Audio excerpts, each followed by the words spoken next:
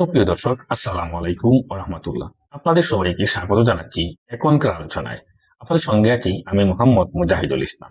দর্শক, মার্কিন president Donald Trump বলেছিলেন, দ্বিতীয় বিশ্বযুদ্ধের পরে এর চেয়ে বড় হামলা আর কোনটা হয়নি।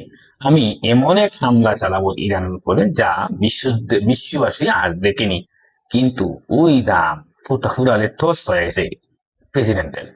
এই যে কূটনৈতিক উদ্যোগে যে সমস্ত প্রক্রিয়া চলমান আছে, তৎপরতা চলছে, এতে সম্ভবত একেবারে পানি ঢেলে দিয়েছে ইরানের বিশেষজ্ঞ পরিষদ। তারা বলছে মার্কিন সরকার কোন রকমের চুক্তি তারা মানে না। যে কোনো চুক্তি মার্কিন সরকার, মার্কিন প্রেসিডেন্ট লঙ্ঘন করে, সেই মার্কিন সরকারের সাথে আর কোনো আলোচনা ইরান বসবে না। মার্কিন প্রেসিডেন্ট ডোনাল্ড ট্রাম্প ভীষণভাবে কাঁদায় আটকে গেছেন, বা চূড়াবালিতে আটকে গেছেন, বা ইরানের ফাঁদে পা দিয়ে ফেসে গেছেন। যাই বলেন না কেন, তিনি পড়েছেন, আটকে গেছেন, এটাই সত্য। তিনি এখান থেকে কোনোভাবেই মুক্তি পাচ্ছেন না, কোনোভাবেই যুদ্ধ থেকে সরে যেতে পারছেন না। তিনি না পারছেন যুদ্ধের মধ্যে জিততে, আর না পারছেন এই যুদ্ধে হারতে, না পারছেন জিততে। একটি ভয়ঙ্কর সংকটে পড়েছেন মার্কিন প্রেসিডেন্ট। তিনি এখন হুমকি দিচ্ছেন, ধামকি দিচ্ছেন, ইরান যদি চুক্তি না করে তাহলে ইরানের নেতাদের শিরচ্ছেদ করা হবে। তিনি যে হুমকি দিচ্ছেন, সেই হুমকি বাস্তবায়ন করতে পারবেন কি না, আজকে সেই আলোচনায় গণমাধ্যমে হয়েছে, গণমাধ্যমে এসেছে। তিনি বহুবার হুমকি দিয়েছেন এবং বহুবার পিছিয়ে গেছেন। সেই সমস্ত হুমকি থেকে কিভাবে পিছিয়ে গেছেন সেই সম্পর্কে আজকে বিভিন্ন গণমাধ্যমে খবর বের হয়েছে। এপাশে ইরান আমেরিকার মধ্যে যখন প্রচন্ড রকমের অচল অবস্থা তৈরি হয়েছে, তখন কিন্তু আঞ্চলিক যেসব দেশ বিভিন্ন সময় কূটনৈতিক ভাবে উদ্যোগ নিয়েছে, তারা একেবারে থেমে নেই, এখন থেমে নেই। গতরাতে পাকিস্তানের পররাষ্ট্রমন্ত্রী ইসহাক দার ইরানের পররাষ্ট্রমন্ত্রী সৈয়দ আব্বাস আরাগচিকে পাকিস্তান সফরের দাওয়াত দিয়েছেন। আর পাকিস্তানের জাতীয় সংসদের স্পিকার আয়াজ সাদিক ইরানের জাতীয় সংসদের স্পিকার বাগের কালিবাফকে পাকিস্তান সফরের জন্য দাওয়াত দিয়েছেন। বন্ধুরা, তার মানে দাঁড়ায় ইরানের প্রধান দুই আলোচককেই পাকিস্তানের পক্ষ থেকে দাওয়াত করা হয়েছে এবং বলা হয়েছে যত তাড়াতাড়ি সম্ভব তারা যেন আপনারা পাকিস্তানে আসেন। এই যে কূটনৈতিক উদ্যোগের যেসব প্রক্রিয়া তৎপরতা চলছে, এতে সম্ভবত একেবারে পানি বেড়ে দিয়েছে ইরানের বিশেষজ্ঞ পরিষদরা। ইরানের বিশেষজ্ঞ পরিষদ বলছে মার্কিন সরকার কোন রকম চুক্তি মানে না, না কোনো তারা চুক্তির আওতায় আসতে চায়। যে কোনো চুক্তি তারা লঙ্ঘন করে, সেই মার্কিন সরকারের সাথে আর কখনো আমরা আলোচনায় বসবো না।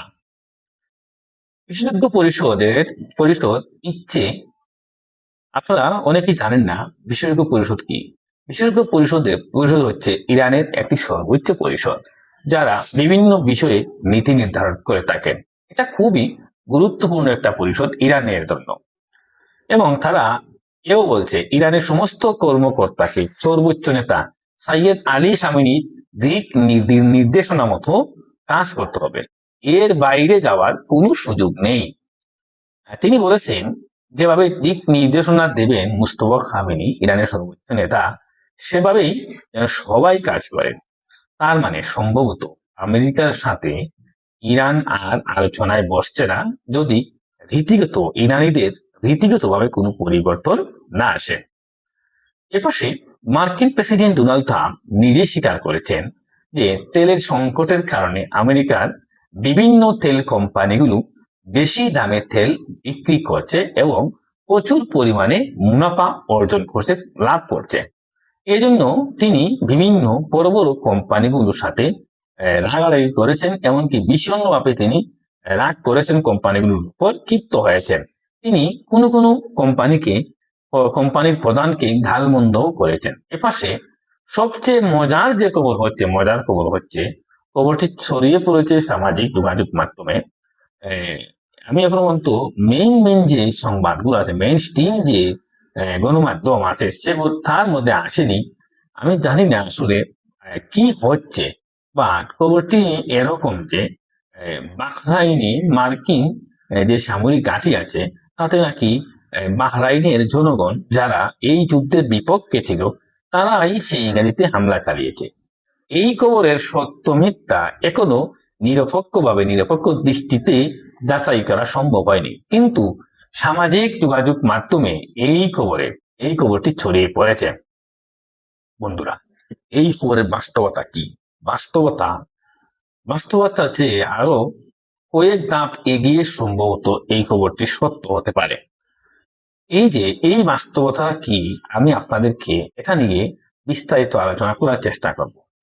দর্শক, আশা করি আজকের আলোচনা খুব গভীর হবে, তাৎপর্য আলোচনা হবে এবং আপনারা শেষ পর্যন্ত আমার সঙ্গে থাকবেন। নিশ্চয়ই আলোচনা ভালো লাগবে আপনাদের। আর আলোচনা যদি ভালো লাগে তাহলে লাইক করবেন, কমেন্ট করবেন, শেয়ার করবেন, আমার চ্যানেলটি সাবস্ক্রাইব করে আমার সঙ্গে থাকবেন। বন্ধুরা, চলুন আমরা বিস্তারিত আলোচনা করি। প্রথমে যে কথা বলেছিলাম, মার্কিন প্রেসিডেন্ট ডোনাল্ড ট্রাম্প ভীষণভাবে কাদার মধ্যে আটকে গেছেন বা চূড়াবালিতে আটকে গেছেন বা বেড়া করে পড়েছেন বা ইরানের ফাঁদে পা দিয়ে ফেসে গেছেন।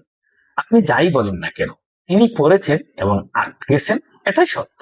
তিনি এখান থেকে কোনোভাবেই মুক্তি পাচ্ছেন না, আর আমার কাছে মনে হয় মুক্তি পাবেন না।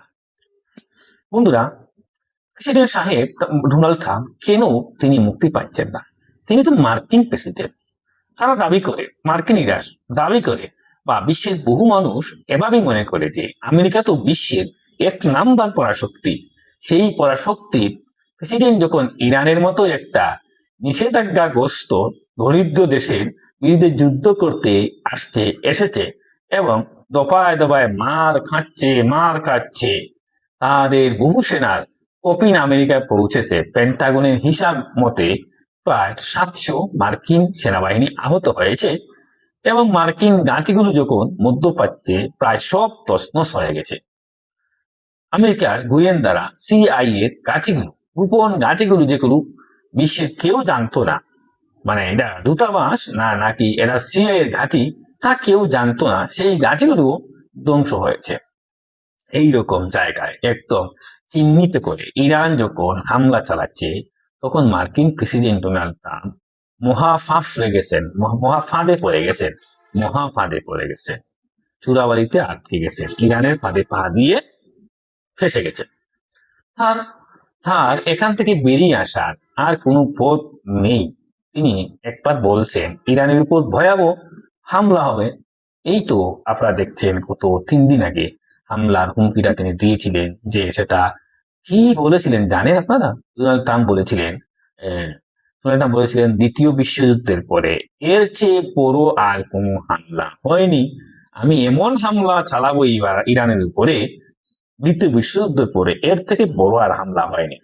একদম একটা অবস্থা হয়ে গেছে। তিনি নিজেই হুমকি দিচ্ছেন, আবার নিজেই চুক্তি কল্পনা করছেন, আবার চুক্তি করে আবার নিজেই লঙ্ঘন করেছেন, নিজেই বলছেন রচনা চলছে এবং নিজেই আবার ইরানকে অশ্লীল ভাষায় গালিগালাজ করছেন যে এরা বিশ্বাসঘাতক, এরা ত্রিমুখী দ্বিমুখী, এরা কথা দিয়ে কথা রাখে না, এরা একবার কথা বলে আরেকবার আরেক কথা বলে, নানান রকমের কথা মার্কিন প্রেসিডেন্ট ডোনাল্ড ট্রাম্প ইরানিদের নিয়ে বলছেন।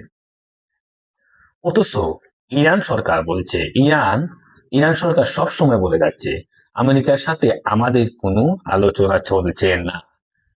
আপনারা দেখছেন, মার্কিন সাংবাদিকরা যখন মার্কিন প্রেসিডেন্ট ডোনাল্ড ট্রাম্পকে জিজ্ঞেস করেছেন আপনি যে আলোচনার কথা বলছেন, কই ইরান তো বলছে তারা কোন রকম আলোচনায় বসছে না, তখন মার্কিন প্রেসিডেন্ট ডোনাল্ড ট্রাম্প বলছেন না, এটা তো একটা খুব কল্পনার বাইরের জিনিস, এটা তোমরা বুঝবা না, এটা আলোচনা হচ্ছে ভিতরে ভিতরে। হায় রে বেঈমান। এবং তিনি তো একদম নিশ্চিত করে বলেছিলেন সোমবারের কথা যে আজকে রাতেই আলোচনায় বসছে এবং একটা চুক্তি হবে, এবং তিনি খুব ইগারলি ওয়েট করেছেন, প্রচন্ড আগ্রহ নিয়ে অপেক্ষা করছেন যে একটা চুক্তি হবে, চুক্তির জন্য তিনি আগ্রহ করেছেন, অপেক্ষা করছেন। বন্ধুরা, ইরানের বক্তব্যটা কি? ইরান অনেকবার তার সাথে চুক্তি করেছে, অনেক আলোচনায় বসেছে, প্রত্যেকবার রেজাল্ট হয়েছে কি জানেন? সবাই জানার কথা, আলোচনায় বসার পরে একটা পর্যায়ে গিয়ে আমেরিকা ইরানের উপর হামলা চালায়। এই হামলায় ইরানের জন্য যেমন একটা বিব্রতকর, কষ্টদায়ক, তেমনি অপমানজনক। বিশ্বের কাছে বারবার তারা হামলার শিকার হয়, আলোচনায় বসার পরে তারা হামলার শিকার হয়। এটা ইরানিদের কাছে মানে তাদের আত্মসম্মানের লাগে। আমি প্রায় সময় বলি ইরানিদের নিয়ে যে ইরানিরা নিজেদের আত্মসম্মান বোধের ব্যাপারে খুবই সচেতন, আর নিজের মান সম্মানের ব্যাপারে খুবই তারা সচেতন। এই আত্মসম্মান বোধ তাদের লাগে।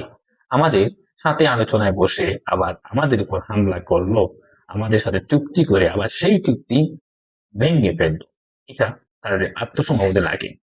কারণ ইরানিরা খুবই আত্মসম্মান জাতি, তাদের নিজের ইগুতে লাগে। এরপরও নিজেদের দেশের মানুষ, আঞ্চলিক দেশগুলো এবং বিশ্ববাসীকে বিভিন্ন সময় বোঝানোর প্রয়োজন ছিল যে আমরা যুদ্ধ করতে চাই না, আমরা শান্তি চাই, আমরা শক্তি করতে চাই, আমরা শান্তি চাই। এই জন্য বিভিন্ন সময় আমেরিকার সাথে ইচ্ছে না থাকা সত্ত্বেও আলোচনায় বসেছে ইরান এবং চুক্তি করেছে। এবং এখন ইরানকে কেউ দোষারোপ করতে পারবে না যে ইরান আলোচনায় বসতে চায়নি, চুক্তি করতে চায়নি, ইরানের কারণে যুদ্ধটা হলো। আর এই কথা কেউ বলতে পারবে না এখন আর।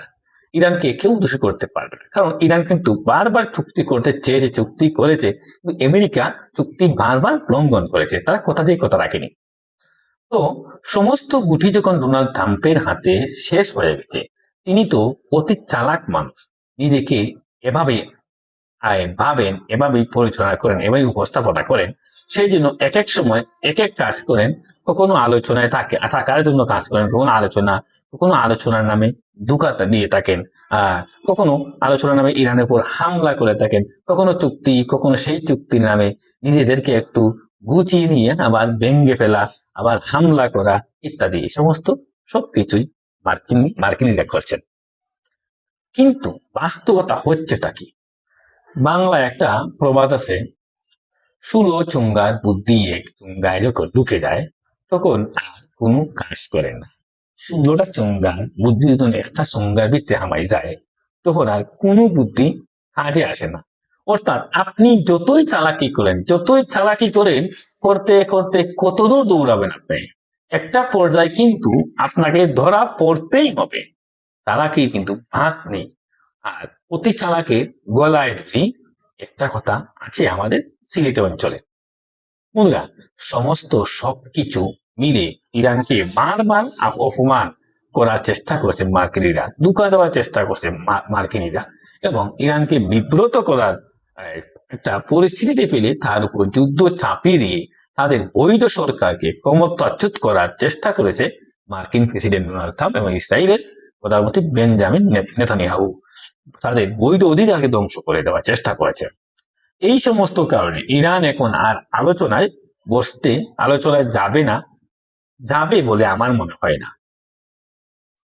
ইরানের জাতীয় সংসদের স্পিকার বাগের কলিবাফ বা পররাষ্ট্রমন্ত্রী আব্বাস আরাকচি বা অন্য কেউ আলোচনায় যেতে চাইলেও ইরানের সর্বোচ্চ নেতার পক্ষ থেকে এবং ইরানের বিশেষজ্ঞ পরিষদ থেকে যে বক্তব্য এলো, এই বক্তব্য পর আর আলোচনা হবে না। আমার মনে না আলোচনা হবে, তারা যুদ্ধের মাধ্যমে এর সমাধান খোঁজার চেষ্টা করবে। তাহলে কি দাঁড়ায়? এখানে প্রশ্ন আসে, তাহলে ইরান আমেরিকা কি করবে?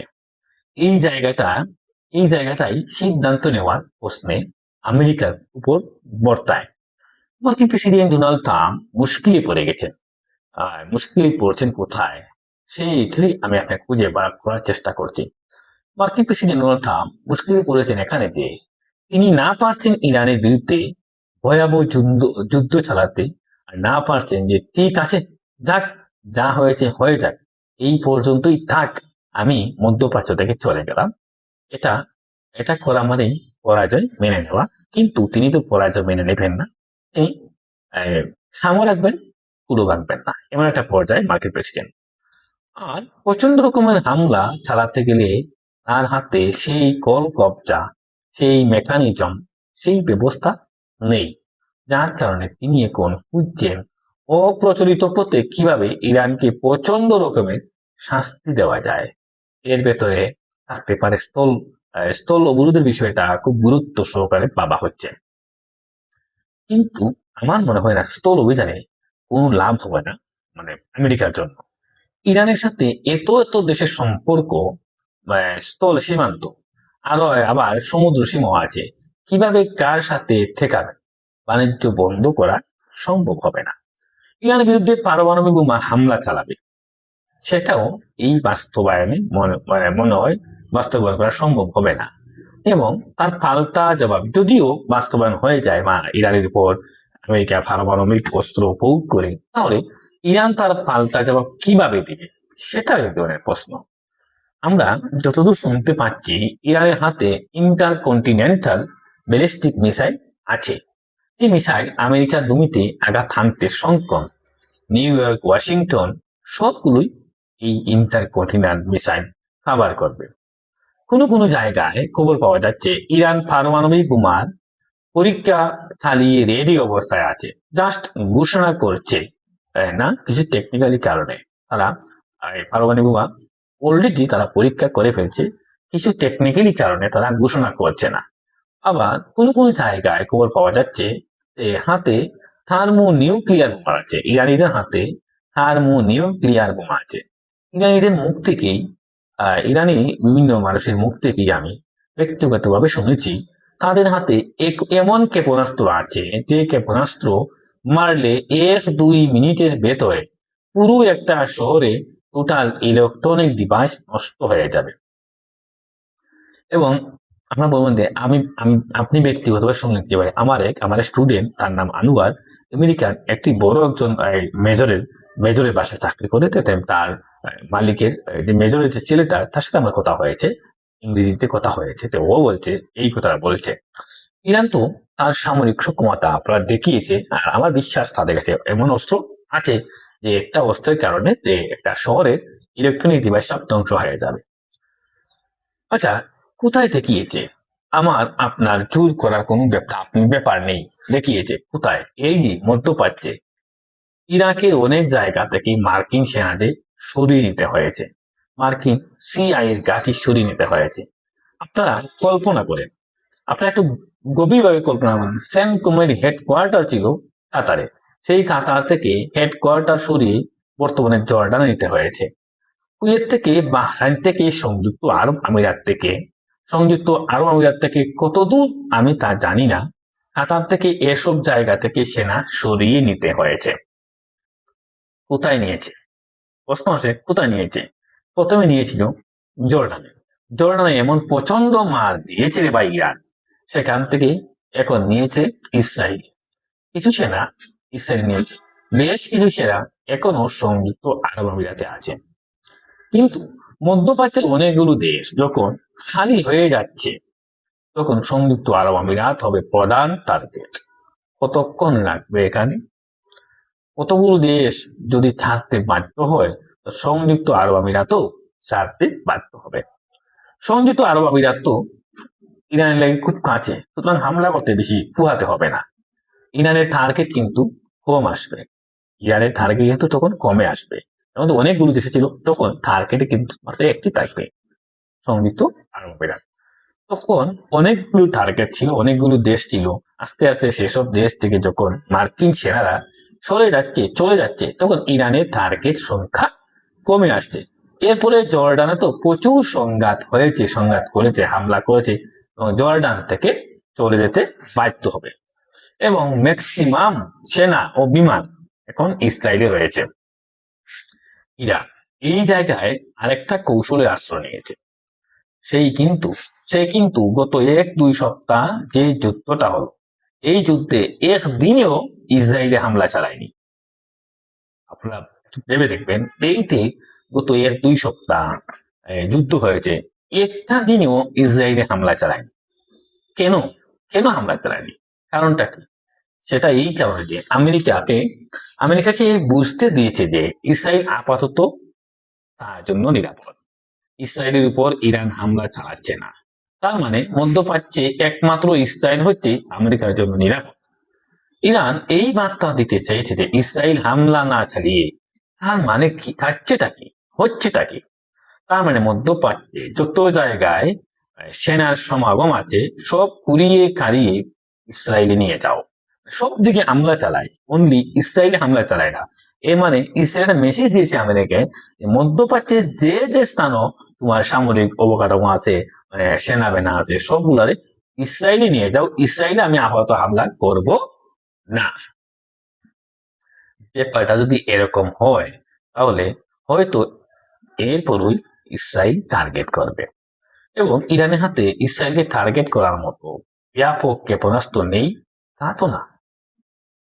তাহলে যাবে কোথায়? ইউরোপের দেশগুলোকে একদম পরিষ্কার বার্তা দিয়েছে ইরান, যদি কোনো দেশ আমেরিকাকে আশ্রয় দেয়, আমেরিকাকে হামলা করার সহযোগিতা করে, তাহলে প্রত্যেকটা দেশে হামলা চালানো হবে। এবং এই জায়গা থেকে যেহেতু ইরানের পাশে রাশিয়া আছে, চীনের সমর্থন আছে, এবং ইউরোপের দেশগুলোকে এই মুহূর্তে ইউক্রেনকে নিয়ে কিছুটা ব্যস্ত থাকতে হচ্ছে, সেই ক্ষেত্রে যদি তারা ইরানের সাথে যুদ্ধে জড়িয়ে পড়ে, তাহলে তৃতীয় বিশ্বযুদ্ধ অনিবার্য হয়ে উঠতে পারে।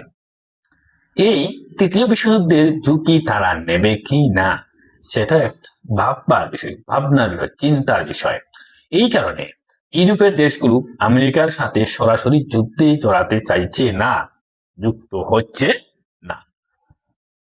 তাহলে বেসিক্যালি যা হবে, মধ্যপ্রাচ্য থেকে মার্কিন সেনাদের বেরিয়ে যাওয়ার পথ হচ্ছে ইসরায়েল হয়ে ভূমধ্য সাগর দিয়ে আটলান্টিক পাড়ি দেওয়া। আমি অনেক আগে থেকেই বলে আসছি, মধ্যপ্রাচ্যের এই আরব দেশগুলো থেকে সমস্ত সেনা ক্লোজ করে আস্তে আস্তে ওই ইসরায়েলের দিকে নিয়ে যাচ্ছে। ওখানে এমন ব্যাপক হামলা চালাবে ইরান, একসময় ওখান থেকে তখন জাহাজে করে পাড়ি দিতে বাধ্য হবে বা বিমান করে চলে যেতে বাধ্য হবে। ইসরায়েল সাথে সাথেই, ইসরায়েলের সাথেই তো ভূমধ্য সাগর, তাদের অন্য কোনো পথ নেই। বন্ধুরা, আমি এটা কোনো আবেগ নির্ভর কথা বলছি না, এটা বাস্তবতা বলছি। অনেকে ভাবতে পারেন যে আমি আবেগ নিয়ে কথা বলছি। না ভাই, আমি আবেগ নিয়ে কোনো কথা বলছি না। 2-3 দিন আগে আমি একটা খবর দিয়েছিলাম আপনাদের, আপনাদের নিশ্চয়ই মনে থাকার কথা, যে ইউরোপের যে মার্কিন কমান্ড আছে, অর্থাৎ বিশ্বের বিভিন্ন জায়গায় সেন্ট্রাল কমান্ড, সেন্টকম, তারপরে প্যাসিফিক কমান্ড আছে, বিভিন্ন কমান্ড আছে, কিন্তু তাদের এক একটা কমান্ডের আওতায় এক একটা অঞ্চল থাকে। তাই ইউরোপীয় কমান্ড, সেই কমান্ডের কমান্ডার জেনারেল অ্যালেক্সিস গ্রিনপিস, তিনি বলেছিলেন ইসরায়েলকে প্রোটেকশন দেওয়ার মতো ক্ষমতা এখন ইউরোপীয় কমান্ডের নেই। হয় আমেরিকাকে প্রোটেকশন দিতে হবে, নয়তো ইসরায়েলকে প্রোটেকশন দিতে হবে। যে কোনো একটাকে, দুটোকে একসাথে দেওয়া যাবে না, কিন্তু একটাকে প্রোটেকশন দিতে হবে। তাদের হাতে সেরকম সরঞ্জাম, যুদ্ধাস্ত্র, জাহাজ দেশটা নেই। তার মানে কি আমেরিকা কি অনেক বেশি জাহাজ এই পাশে নিয়ে এসেছে, নাকি আমেরিকার অনেক জাহাজ ক্ষতিগ্রস্ত হয়েছে? আসলে ব্যাপারটা কি? হঠাৎ করে দেশে আর সংকট পড়লো কেন ইউরোপীয় কমান্ডে? সেটা কিন্তু একটা বড় প্রশ্ন সবার সামনে, বিশ্বের সামনে দাঁড়িয়েছে। এই যে ইউরোপীয় কমান্ডের পক্ষ থেকে বক্তব্য যে একসাথে ইসরায়েল ও আমেরিকাকে প্রোটেকশন দেওয়ার মতো ক্ষমতা তাদের কাছে এই মুহূর্তে নেই, যে কোনো একটাকে দিতে পারবে। It's the very big message. এটা অনেক বড় বার্তা। আমেরিকার সক্ষমতা কোথায় যাচ্ছে আপনারা একটু খেয়াল করুন। এবং আমেরিকা যে ইরানকে হারাতে পারছে না, এটা তো পরিষ্কার দেখা যাচ্ছে, আয়না ছাড়া দেখা যাচ্ছে, দূরবীন ছাড়া দেখা যাচ্ছে। বরং মধ্যপ্রাচ্যের বহু সংখ্যক ঘাঁটি তছনছ করে দিয়েছে ইরান। বহু সংখ্যক ঘাঁটি থেকে তাদের সেনা সরিয়ে নিতে বাধ্য হচ্ছে ইরান। এখন তারা বারবার হুমকি দিয়ে ধমকি দিয়ে নিজেরাই পিছিয়ে যেতে বাধ্য হচ্ছে। এই যে হুমকি বাস্তবায়ন করা যাবে না, কারণ তার রিয়াকশনটা হবে ভয়াবহ। বন্ধুরা, আগে যেখানে অনেকগুলো দেশে মার্কিন সেনা ছড়িয়ে ছিটিয়ে ছিল, এখন মূলত মার্কিন সেনার অবস্থান হচ্ছে ইসরায়েল। তাহলে ইসরায়েল একটা ছোট্ট একটি জায়গা, সেই ইসরায়েলকে টার্গেট করে হামলা চালানো হলে ইরানের পক্ষ থেকে কঠিন কোনো কাজ না। ইসরায়েলকে টার্গেট করে হামলা চালানো কঠিন কোনো কাজ না ইরানের জন্য। এই অবস্থায় ইরানের যে জানু রাজনীতিবিদ আছেন, যারা কৌশলবিদ আছেন, তারা খুব ভালোভাবে বুঝেছেন যে যার কারণে এখন ইরানের বিশেষজ্ঞ পরিষদের যারা সদস্য তারা তো খুব জানু জানু ব্যক্তিত্ব। অনেককে আপনারা হয়তো জুব্বা পাগড়িতে দেখবেন, কিন্তু তারা সাধারণ কোনো মাদ্রাসায় লেখাপড়া করা মানুষ আর ধর্মকর্ম নিয়ে শুধু ব্যস্ত থাকে। তারা শুধু মাদ্রাসায় লেখাপড়া করেনি, ধর্মকর্ম নিয়ে ব্যস্ত থাকে না। তারা বিশ্ব রাজনীতি খুব ভালো করে বুঝেন এবং কাছ থেকে দেখেন। শুধু তাই না, সমরনীতি কোন অস্ত্রের কেমন ব্যবহার, এসব কিছুতে দারুণ অভিজ্ঞতা, এক্সপার্ট তারা। এগুলো নিয়ে তাদের ট্রেনিং নিতে হয়, প্রশিক্ষণ নিতে হয়। দেশ চালাতে গেলে আন্দাজে আন্দাজে করে তো হবে না, অনেক কিছু খবর রাখতে হয়। তো এই বিশেষজ্ঞ পরিষদে শুধু আলেমরা না, রাজনীতিবিদ আছেন, সেনা কমান্ডার আছেন, সাবেক বর্তমান সেনাবাহিনীর কমান্ডার গুলো আছেন, তারপরে কূটনীতিবিদ আছেন, বিজ্ঞানী আছেন, অর্থাৎ প্রত্যেকটা সেকশনের বিশেষজ্ঞ পর্যায়ের লোকজন নিয়ে এই বিশেষজ্ঞ পরিষদ ইরানিরা তৈরি করেছে। এই বিশেষজ্ঞ পরিষদ পরিষ্কার করে বলে দিয়েছে আমেরিকার সাথে আর কোনো আলোচনা হবে না। সর্বোচ্চ নেতা যেভাবে আমাদেরকে দিক নির্দেশনা দিবেন সেভাবেই চলতে হবে, আর চলেন আপনারা। সর্বোচ্চ নেতার পক্ষ থেকে আপাতত নির্দেশনা সম্ভবত এটাই যে আমেরিকা যেহেতু চুক্তি রাখে না, আমেরিকা যেহেতু চুক্তি করে লঙ্ঘন করে, তারা যুদ্ধবিরতির কথা বলে নিজেরাকে গুছিয়ে আবার যুদ্ধ শুরু করে। অতএব তাদের সাথে আর চুক্তি করা দরকার নেই, চুক্তি করে লাভ নেই, আলোচনায় বসে কোনো লাভ নেই। বরং প্রতিরোধ করো যাতে তারা মধ্যপ্রাচ্য থেকে চলে যেতে বাধ্য হয়। এবং মধ্যপ্রাচ্য থেকে যদি আমেরিকা চলে যেতে বাধ্য হয়, তাহলে ইরানের চূড়ান্তভাবে চাওয়া পাওয়াটাই তো পূরণ হয়ে গেল। ইরান বহু বছর থেকে বলে আসছে মধ্যপ্রাচ্য আমেরিকার উপস্থিতির কারণেই যত জটিলতা তৈরি হয়েছে। আমেরিকা যদি মধ্যপ্রাচ্যে উপস্থিতি না রাখতো, না আসতো, তাহলে মধ্যপ্রাচ্যের মধ্যে এত জটিলতা তৈরি হতো না। তাদের আসার কারণে জটিলতা তৈরি হয়েছে, নিরাপত্তাহীনতা তৈরি হয়েছে, এবং যত গোলমাল, গোলযোগ, সংকট সবকিছু মার্কিন উপস্থিতির কারণে।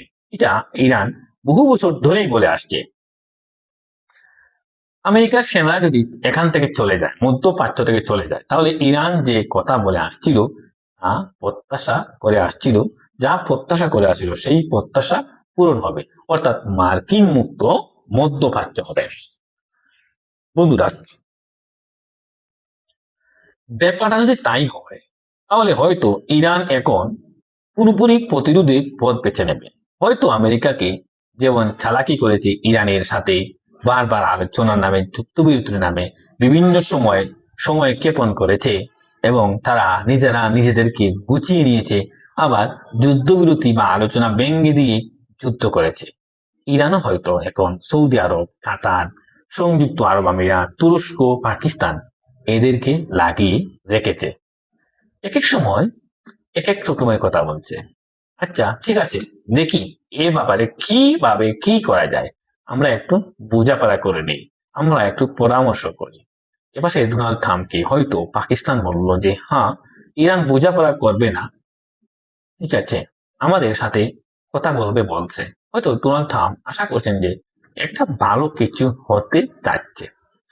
এবং এই যে তেলের যে সংকটটা, আমেরিকায় প্রচন্ড রকমের তেলের সংকট পড়েছে বর্তমানে। আপনারা তো কোনো ভাই বা এলাকার মানুষ আমেরিকায় থাকে, খোঁজ নিয়ে দেখবেন আমেরিকায় বর্তমানে প্রচন্ড তেলের সংকটে পড়েছে। আরো বেশ কিছুদিন আগে তিনি বলেছিলেন, প্রেসিডেন্ট সাহেব বলেছিলেন, এই মুহূর্তে যুদ্ধ বন্ধ না করলে আমেরিকা তেলের ভয়াবহ সংকটে পড়ত। তার হাতে 1 মাসের তেল আছে, তাহলে আবার যুদ্ধ করেছে, আবার তো যুদ্ধ, এখন তেল বন্ধ হয়ে গেছে। হরমুজ প্রণালী এবং লোহিত সাগর দুটোই বর্তমানে বন্ধ, সংকটটা আরো বেড়েছে। এবং মার্কিন প্রেসিডেন্ট ডোনাল্ড ট্রাম্প নিজেই বলেছেন মার্কিন কোম্পানিগুলো এখন সুযোগ নিয়ে বেশি বেশি লাভ করছে, বেশি বেশি মূল্যে তেল বিক্রি করছে। এই পরিস্থিতিতে ইরান হয়তো এই বুদ্ধিমত্তা খাটাতে পারে যে মার্কিন প্রেসিডেন্ট ডোনাল্ড ট্রাম্পকে আলোচনার কথা বলে তাকে তন্দাচ্ছন্ন করে রাখতে চায়, অন্ধ করে রাখতে চায়, মহাচ্ছন্ন ইলিউশনের ভেতরে রাখতে হবে।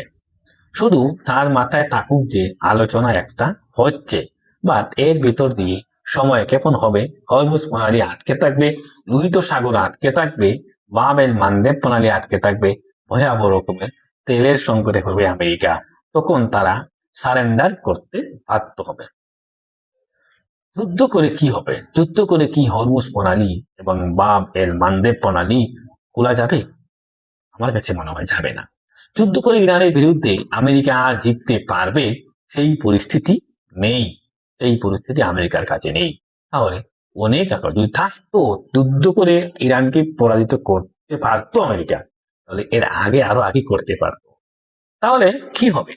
তাহলে অনিবার্যভাবে ডোনাল্ড ট্রাম্প ভাগ্য পরাজয় লিখিত হয়ে যাবে। পরিস্থিতিটা এরকম, এটা ব্যাখ্যা বিশ্লেষণ করার অনেক সুযোগ আছে। এভাবে খুদ মার্কিন CNN টেলিভিশনের ওয়েবসাইটে আজকে যে খবর দেওয়া হয়েছে, যে খবর আছে, সেখানে বলা হয়েছে মার্কিন প্রেসিডেন্ট ডোনাল্ড ট্রাম্প কি করবেন। তার সামনে তিনটা পথ আছে। এক, প্রচন্ড যুদ্ধ করা। দুই, চুপ করে সরে আসা। তিন, নয়তো দীর্ঘমেয়াদী যুদ্ধ করা। এর কোনোটাই ডোনাল্ড ট্রাম্পের জন্য এখন সম্ভব না। তাহলে কি করবেন? সেই জায়গা থেকে তিনি হয় চুপ করে সরে যেতে বাধ্য হবেন, অথবা প্রচন্ড হামলা করতে এসে ব্যাপকভাবে মার খাবে মার্কিন সেনারা এবং তারা চলে যেতে বাধ্য হবে। অর্থাৎ সমস্ত ক্যালকুলেশন করে ফাইনালি যেখানে আসা যায় সেটা হচ্ছে তাদের জন্য পরাজয় অনিবার্য হয়ে আছে, সেটা আজ হোক আর কাল হোক আর পরশু হোক। এদিকে পাকিস্তানের পররাষ্ট্রমন্ত্রী এবং পাকিস্তানের স্পিকার, তারা দুজন ইরানের পররাষ্ট্রমন্ত্রী এবং ইরানের স্পিকারকে একটু জরুরি সালাহ পরামর্শ করার জন্য পাকিস্তানে আসার দাওয়াত দিয়েছেন। কিন্তু ইরানের এই দুই কর্মকর্তা কবে আসবেন, কখন আসবেন তা পরিষ্কার করে কিছু বলেননি। তার মানে মার্কিন প্রেসিডেন্ট ডোনাল্ড ট্রাম্প ইরানের বিরুদ্ধে হামলা বন্ধ করায় 36 ঘন্টা পরে পাকিস্তানের পক্ষ থেকে দাওয়াত দেওয়া হচ্ছে ইরানের দুজনকে, সর্বোচ্চ দুজন আলোচককে। আর ইরানের দুজন এখনো তাতে রেজাল্ট দেননি, ফলাফল দেননি যে হ্যাঁ আমরা অমুক দিন বা তমুক দিন আমরা আসবো। অবশ্য কাতার টুকটাক আলোচনা চালাচ্ছে, সৌদি আরব চালাচ্ছে, সংযুক্ত আরব আমিরাত চালাচ্ছে, তুরস্ক চালাচ্ছে, বিভিন্ন জন আলোচনার আবহের ভেতরে। কিন্তু ডোনাল্ড ট্রাম্প আছেন কিন্তু ইরান আসল কথা বলছে না, আসল কথা হাইড রাখছে।